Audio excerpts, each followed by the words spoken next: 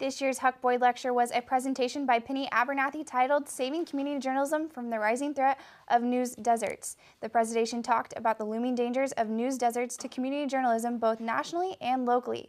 Channel 8 reporter Chase Swinson has the story.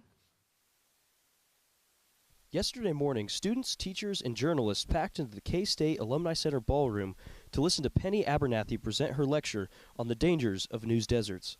In addition to this, she spoke on potential solutions to the problem. Across the nation, many small-town newspapers have been going out of business. Most notably, Baldwin City had their paper, The Signal, closed down. This threat of desert journalism looms across the nation for many small-town paper companies. What exactly do these paper companies have planned to prevent this issue in the future? After the lecture, there was a panel that spoke on Baldwin City and how it is a news desert.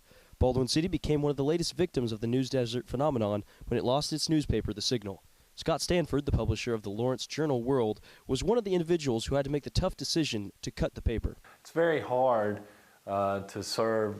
economically to secure enough advertising to justify even a weekly print newspaper. In an effort to fill the void in the community, Jay Watts brought Baldwin City Radio, an online radio streaming service, to the city. He stated that part of the reasoning for starting the station was research-based, to find out if this could be a viable solution for others' news deserts.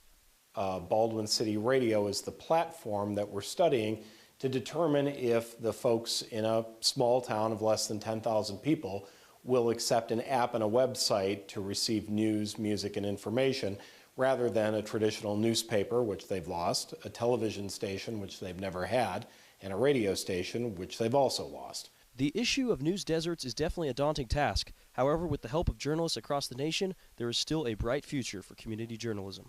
In Manhattan, Kansas, I'm Chase Swinson, Channel 8 News.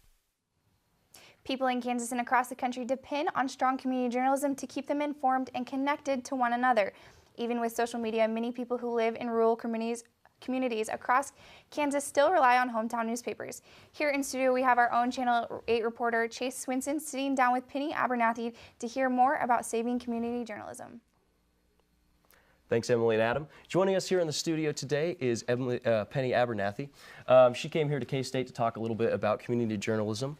So Penny, to start off, for the average Joe out there watching, tell us why community journalism is important for our community. Well, by many estimates, local newspapers contribute as much as 85% of the news that feeds democracy. Now, what does that mean? It means that local newspapers cover stories that help us decide on important public policy issues that affect not only our generation, but generations to come. It means that local newspapers do stories that tell us about issues such as food deserts, such as health crises that could affect the health of our communities for generations to come. And finally, it also means that local newspapers especially do stories that help us connect socially, politically, and economically with our communities. And I know a big thing, part of it that they talked about and discussed kind of at the panel and at the event, is that these local newspapers are a hub for journalism. And I know there's a big concern in the community journalism about the future that it holds. You want to discuss a little bit about that, some of your concerns? Well, for the last 10 years, I've been really focused on what the effect of the financial crisis has had on newspapers, because newspapers are both a democratic institution as well as a business. And we used to have a saying when I worked at the New York Times, for instance, that no